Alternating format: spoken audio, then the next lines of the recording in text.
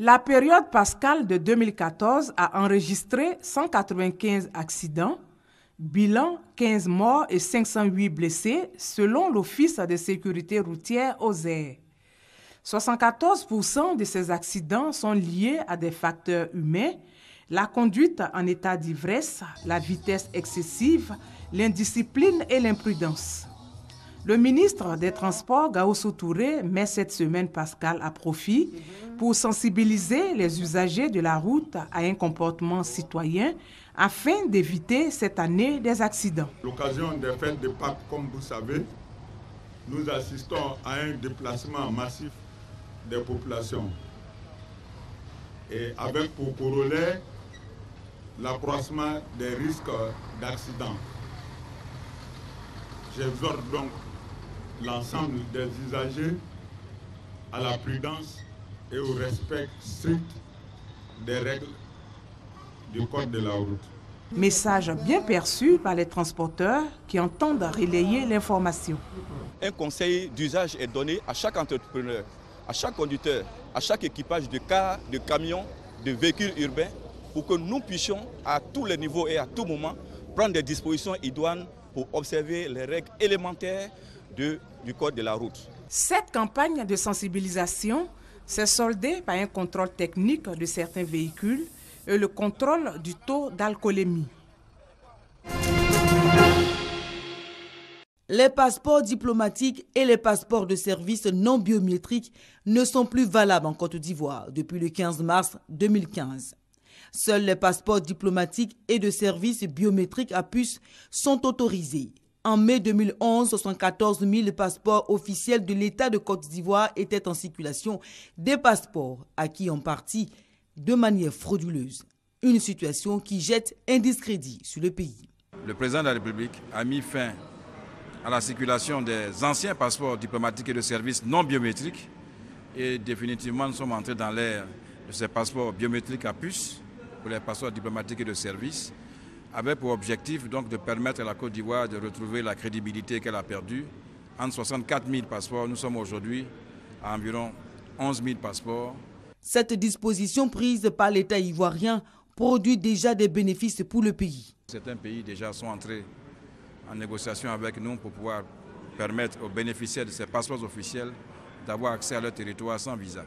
Les passeports diplomatiques et de service peuvent être délivrés à différents titres. Ces passeports officiels peuvent être délivrés à titre normal, à titre de courtoisie et à titre exceptionnel.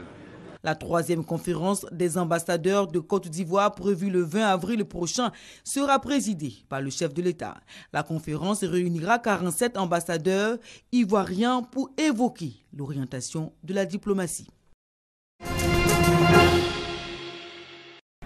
Beaucoup de filets de la police économique. Elle vient de mettre fin aux activités de deux individus. Le premier est fonctionnaire au ministère de la fonction publique et de la réforme administrative et le second se faisant passer pour un conseiller à l'Assemblée nationale. Ces deux individus prenaient entre 600 et 800 000 francs CFA aux candidats au concours de commis du Trésor. À l'issue de plusieurs plaintes, les éléments de la police économique réussissent à mettre ces deux personnes aux arrêts. Le commissaire divisionnaire de la police économique, Georges Diomandé, appelle les candidats à la vigilance et les exhorte à suivre la voie légale des concours en Côte d'Ivoire. C'est donc le lieu ici d'interpeller la population et surtout les candidats aux postes, à des postes à la fonction publique. Il y a une procédure.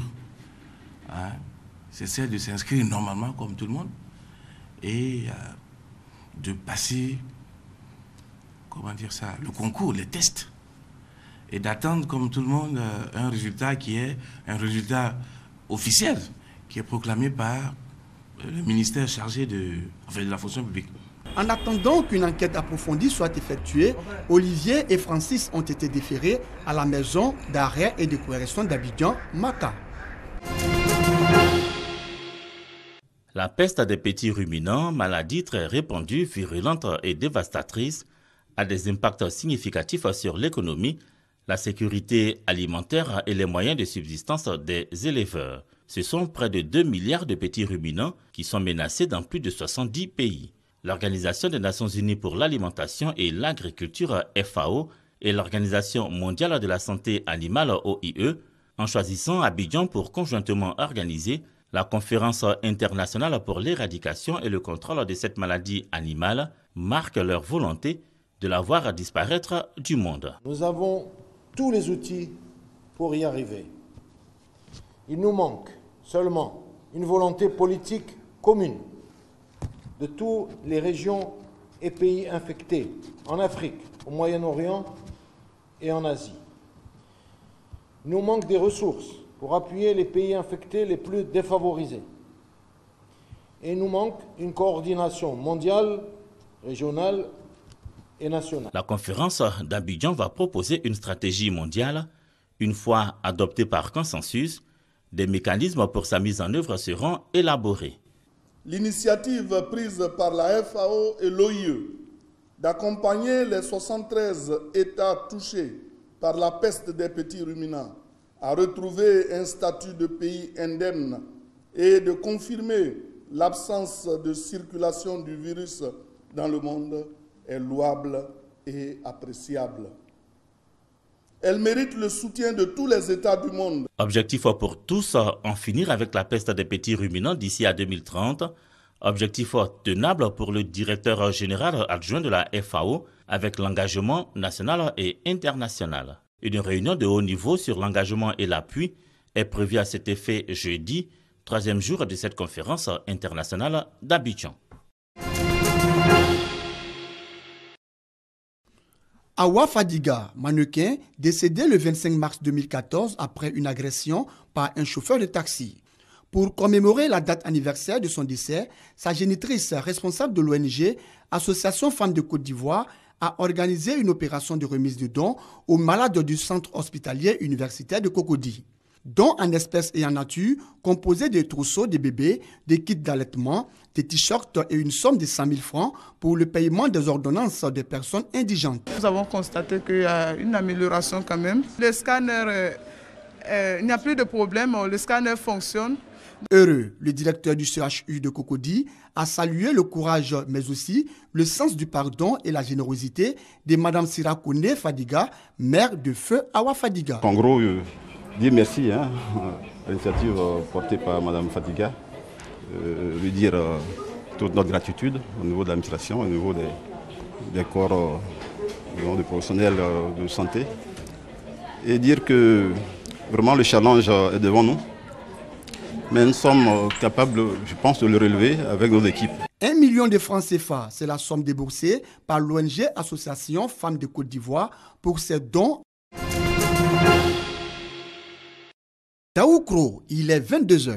Franck, formateur depuis 2 ans au lycée professionnel de Daoukro, met sa chemise. Direction, la place Henri Konan Bédié de Daoukro. Ici se tient le concert live de la paix de la 11e édition du Festival international de la culture et des arts de Daoukro, FICAD 2015. Concert animé par le groupe Les Patrons. C'est la première fois que Franck participe à une cérémonie du FICAD. Il est heureux. L'ambiance est bonne, tout se passe bien.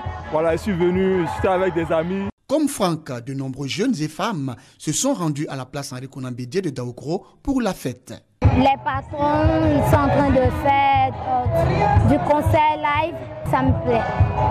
Je suis vraiment très heureuse. Et puis c'est la toute première fois que je les vois prester. Pour le commissaire général du FICAD, cet événement se veut le marché du brassage des peuples et des cultures. Nous avons des échanges de patrimoine culturel et touristique à travers les 4 coins de la Côte d'Ivoire. Autorités, partenaires, opérateurs économiques, tous étaient présents. Notre souhait, c'est qu'il y ait des festivals de cette nature dans toute la Côte d'Ivoire pour que nous puissions valoriser notre patrimoine. Nous sommes heureux de savoir que la population de Daoukro sont heureuses également de notre contribution. Au cours de ce concert de la paix, le public a pu communier avec ses artistes préférés.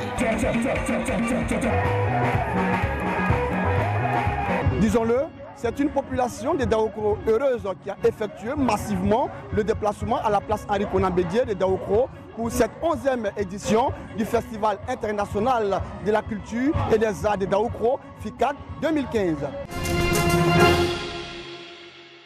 Le Nigeria vit sa première alternance démocratique depuis son indépendance. L'ancien général putschiste Muhammadu Buhari a remporté la présidentielle contre le président sortant Goodluck Jonathan qui a reconnu sa défaite.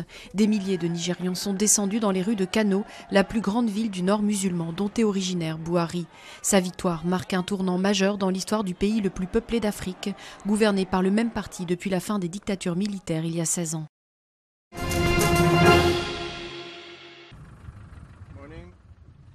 Treillis, garde à vous et discipline de fer, ces élèves n'aspirent pas à devenir soldats, mais gardes-chasse dans les parcs animaliers sud-africains. Ce centre de formation, situé à 3 heures de route de Johannesburg, a été ouvert par Simon Rood en 2012. Il justifie cet entraînement militaire par l'escalade de violence autour du braconnage de rhinocéros. Nous avons des terroristes qui traversent nos frontières pour tirer sur notre héritage national. Malheureusement, nous devons combattre le mal par le mal, donc si vous n'armez pas les gardes-chasse, que pouvez-vous faire d'autre? La formation dure plus d'1 an. Sur le pied de guerre, dès le lever du jour, les élèves enchaînent course à pied, exercices d'abdominaux et pompes. Ceux qui ne peuvent pas suivre le rythme sont exclus du programme. Au départ, ils étaient 100. 8 mois plus tard, ils ne sont plus que 19. Quand on les déploie, ils se retrouvent livrés à eux-mêmes. Si vous ne leur avez pas inculqué la discipline, ils seront vraiment en difficulté et ne pourront pas reproduire ce qu'on leur a appris. Dernière étape de la formation, le maniement des armes, d'abord sur des ordinateurs puis en situation réelle. Malgré la sévérité de la formation, les élèves estiment que cet entraînement militaire est nécessaire. C'est une guerre, car ces gens veulent les cornes des rhinocéros, donc nous devons les en empêcher. Et si nous les rencontrons et qu'ils ont une corne dans les mains, ils n'hésiteront pas à nous tirer dessus et nous devrons riposter. Simelio Lemscott affirme qu'aucun de ses amis ne voudrait être garde-chasse car c'est trop dangereux. Mais dans cette province, l'une des plus pauvres d'Afrique du Sud, les emplois sont rares. Une fois la formation terminée, un garde-chasse peut espérer gagner un salaire modeste d'environ 300 € par mois. Et pour certains, lutter contre le braconnage relève du devoir.